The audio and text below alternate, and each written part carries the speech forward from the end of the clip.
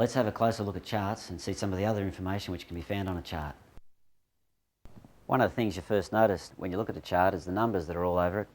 These numbers are the depths. On a metric chart, depths are in metres and tenths of metres, and on an Admiralty chart, the depths are in fathom or metres. Now these depths indicate the lowest astrological tide, which is the water level at the lowest tide ever recorded at that place. As an example, you can see some of the depths indicated around Gilligan's Island here. This is a metric chart, so the depths here are saying just above Gilligan's Island 0.6 metres, just below Gilligan's Island 16.4 metres. Both types of charts are colour-coded. The example you're seeing here is a metric chart.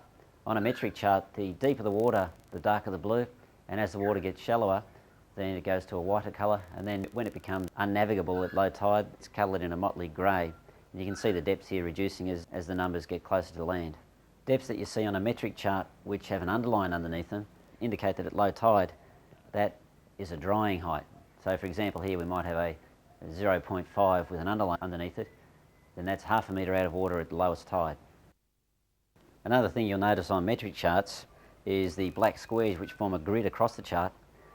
Those squares are related to your scale. On the chart we're looking at here, each black square equals 2 kilometres.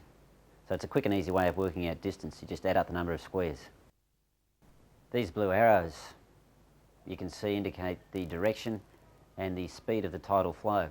Arrows with a feather on their tail show you the way the tide flows in. Arrows without the feather show you the way the tide flows out. And the speed of the tidal flow here is 3 knots. On some metric charts you might also see blue lines which have been drawn in.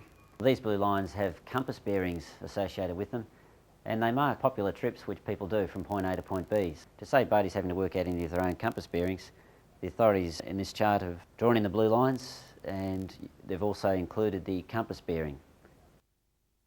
These blue lines have the magnetic compass bearing showing you the bearing to get from point A to B, which makes it easy for you. Just follow that magnetic bearing, saves you having to work it out yourself.